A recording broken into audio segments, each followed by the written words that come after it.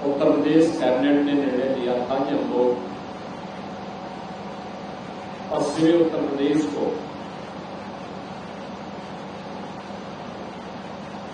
प्रयागराज से जोड़ने के लिए गंगा एक्सप्रेस वे का निर्माण करेंगे। इसका पीपीआर तैयार हुआ और अंततः 2020 में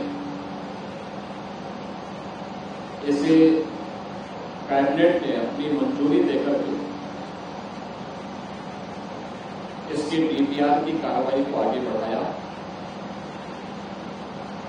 कुल 594 किलोमीटर लंबा यह एक्सप्रेसवे 6 लेन का है और यह 8 लेन तक बढ़ाया जा सकता है, जिसमें 18,000 एकड़ लैंड इस पूरे एक्सप्रेसवे के लिए किसानों से खरीदा गया। आपने देखा होगा कि कहीं भी कोई किसान से संबंधित कोई मुद्दा नहीं है, जिस पर 36,230 करोड़ रुपए ईपीसी मोड पर एक पूरा कार्य हुआ है, जिसमें जमीन उत्तर प्रदेश सरकार की है, यूपीडा उसको देख रही है और बाकी कंस्ट्रक्शन करने वाली कंपनी अपना पैसा लगा करके इस एक्सप्रेसवे का निर्माण कार्य कर रही है।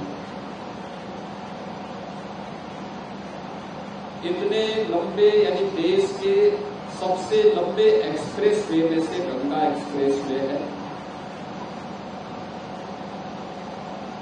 4 पैकेज में कार्य चल रहा है। इस पैकेज में जो अब तक 85% कार्य होना चाहिए था वह कंप्लीट हो चुका है और यह तेजी के साथ आगे बढ़ रहा है। 594 किलोमीटर के पूरे गंगा एक्सप्रेसवे को नवंबर तक कंप्लीट करना है।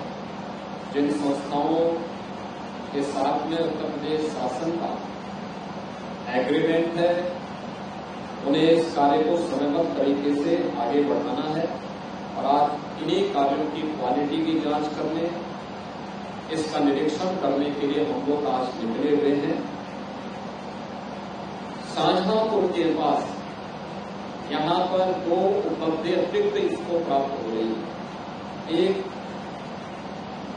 इंटरनेशनल मानक के अनुरूप एयर स्ट्रिप का निर्माण, लगभग 3.5 किलोमीटर लंबी एयर स्ट्रिप यहां शाहजहांपुर में बनाई गई है, जो इमरजेंसी के दौरान किसी भी समय में यहां पे फाइटर विमान को या किसी भी एरोप्लेन को लैंड करने की फैसिलिटी इस एक्सप्रेसवे पर उपलब्ध करवाई गई है। एयरपोर्ट की भी व्यवस्था इस पर हम लोग प्रस्तावित कर रहे हैं कि इमरजेंसी में कहीं पे कोई हमें एयर एम्बुलेंस की फैसिलिटी देनी हो तो उन स्थितियों में इसका उपयोग किया जा सकता है।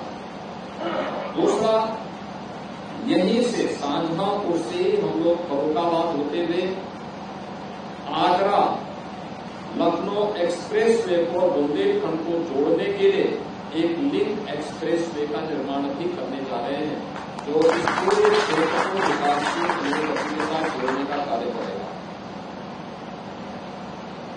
इसके साथ ही गंगा एक्सप्रेसवे पर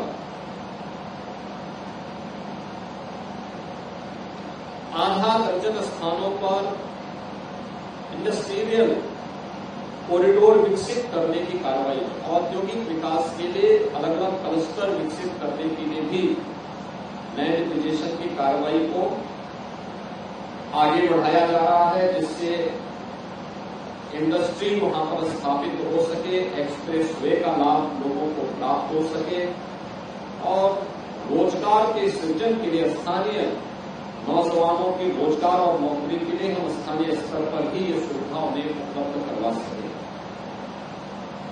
मित्रों, इंफ्रास्ट्रक्चर यह किसी भी देश के विकसित होने की पहली आधारभूत शर्त होती है वह इंफ्रास्ट्रक्चर उस देश के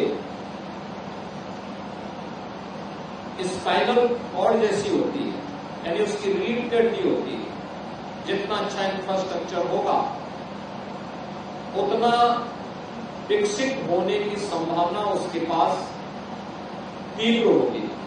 और आपने देखा होगा आदरणीय प्रधानमंत्री जी के मार्गदर्शन में पिछले 10 वर्ष में देश ने प्रत्येक क्षेत्र में इंफ्रास्ट्रक्चर, रोड इंफ्रास्ट्रक्चर का हो, रेल का हो, एयर कनेक्टिविटी का हो, वाटरवे का हो या लॉजिस्टिक का हो, इन सभी में बेहतरीन प्रगति की है। और इस एक्सप्रेसवे का शिलान्यास भी 2021 में आदरणीय प्रधानमंत्री जी के कर कमलों से संपन्न हुआ था और इसी शाहजहांपुर में वह कार्यक्रम हम लोगों ने आयोजित किया था।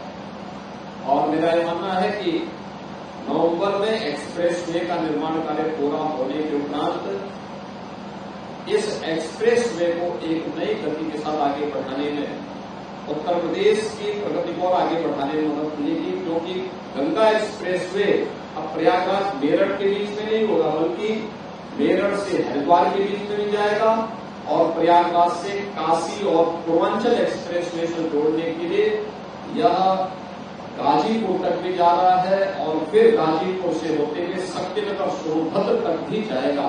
इसको इस रूप में विकसित करने के लिए एक नए कार्य को हम लोगों ने महाकुंभ 2025 में प्रयागराज में निर्णय लिया है। मुझे पूरा विश्वास है कि आधुनिक इंफ्रास्ट्रक्चर उत्तर प्रदेश को देश की अग्रणी अर्थव्यवस्था बनाने में मदद करेगा। आज हम लोग इन्हीं सब कार्यों का निरीक्षण करने के लिए आए हैं, क्योंकि 2 मई को एयरफोर्स के फाइटर यहां पे लैंड करना उनका प्रस्तावित किया गया है और मुझे विश्वास है कि आप लोग सब उसका भी समय आनंद लेंगे। आप सबको बहुत बहुत धन्यवाद।